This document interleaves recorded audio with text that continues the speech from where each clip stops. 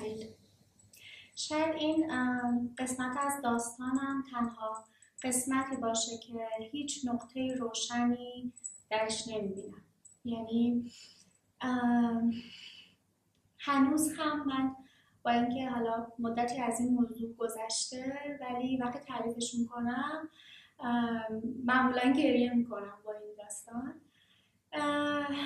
تعدیل شاید برای مدیرای شرکت یک کلمه است که از حالا ورشکستگیشون جلوگیری میکنه، ولی برای آدم‌هایی که این اتفاق براشون میفته یک کابوس بزرگه و برای یک کسی مثل من تبدیل میشه به یک تروما در زندگیشون.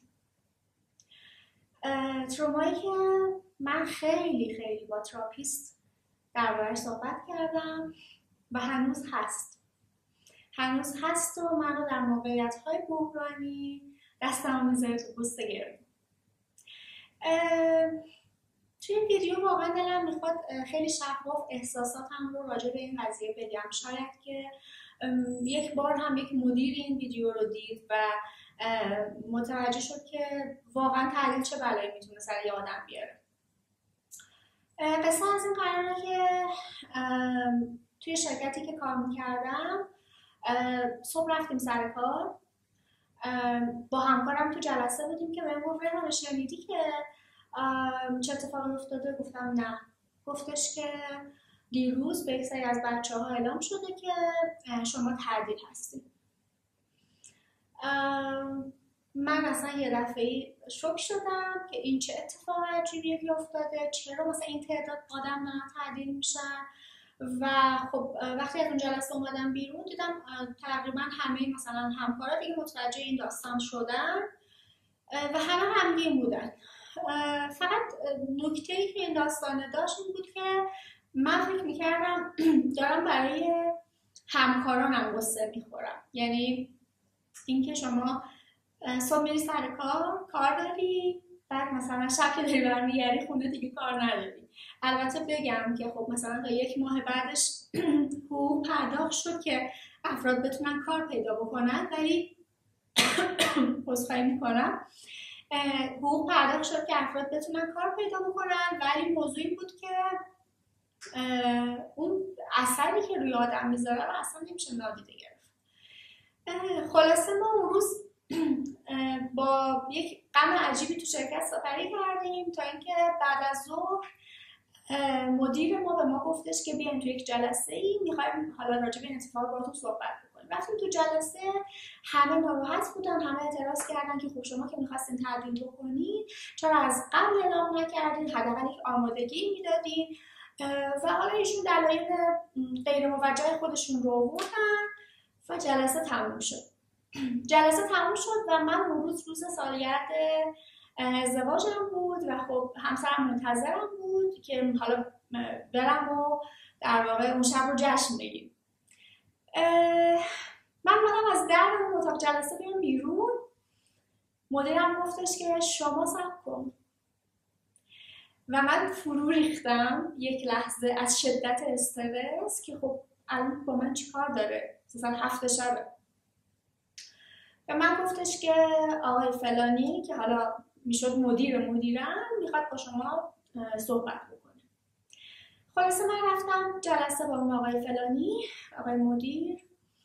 ایشون شروع کردن یکم سغرا کبرا چیدن بر من که آره ببین گفتنش بر من خیلی سخته و من خودم رفتم با تراپیستم صحبت کردم که الان بتونم این جلسه ها رو داشته باشم و اینا، ولی مسئله‌ای که وجود داره اینه که ما بین تعدیل کردن تو و شخص دیگری که حالا اسمش رو به من نگفت شک کردیم و توی اون جلسه کل حرفش این بود که ببین ما دوست داریم تو بمونی، ولی اینو در نظر بگیر که باید کارهای اون شخصی که تعدیل میشه رو کامل تو انجام بدی. کار 2 نفر با حقوق 1 نفر و بدون پروموشنی در انتظارت نیست، مثلا تا 6 ماه آینده افزایش حقوقی در انتظارت نیست، ولی خب اینو میخوایم بذاریم به عهده تو.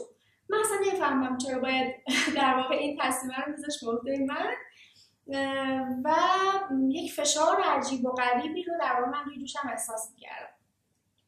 به خصوص که به من نگفت که اون شخصی که قراره حالا بین من و ایشون انتخاب بکنه کیه. من خودم 2 تا حدس داشتم با توجه به توضیحاتی که ایشون دادن و اون 2 تا حدس من هر دو بچه داشتن. من اومدم خونه، خب خیلی اون شبم که خراب شد، اون شب سالگرد ازدواجمون که خراب شد، اومدم خونه مشورت کردم با همسرم و اینجوری بودم که خب ببین، اولا که من احترام گذاشته نشد در شرایطی که من فکر میکردم این ماجرا تموم شده، یکهو به من شوک وارد شد. 2 اینکه یک وظیفه‌ای به دوش من انداخته شد که من باید تصمیم بگیرم و این خیلی مسخره است. و 3 اینکه بین من و حالا اون 2 نفر دیگه که من فکر میکنم یکیشون حالا بین من و ایشون قرار تعدیل بشه، اونا بچه دارن، یعنی زندگیشون احتمالاً به مراتب از من و همسرم سخت‌تره. و من تصمیم گرفتم که اونی که میره من باشم. همون شب به مدیرم اعلام کردم، ایشون هیچ جوابی به حالا اون متنی که من براشون فرستادم و اعلام کردم ندیدن و من از همون شب شروع کردم دنبال کار جدید گشتن.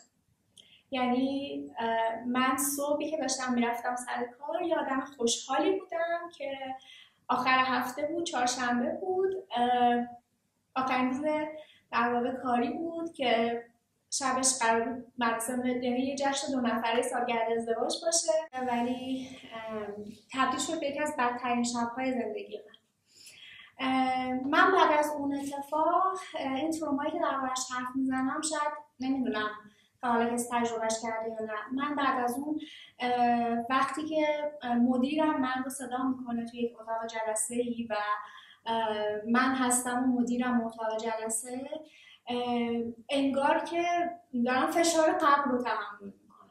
یعنی بدترین لحظات و ساعات من وقتیه که این اتفاق بر من میفته. ممکنه اصلا داره من صدا میکنه که بهم بگه دست درد نکنه، چقدر همیشه خوب پیش رفته، ولی اون فشاری که من در واقع احساس میکنم وحشتناکه. و خب بابت این اتفاق و این اثر روانی که تعدیل روی من داشته، خب من هرگز اون آدم‌ها و اون مجموعه رو نمیبخشم. کما که اون مجموعه از نظر من خب شکست خورد، به خاطر اینکه تهش گروه گلرنگ اومد اونجا رو خرید و حالا توسط گلرنگ داره اداره میشه.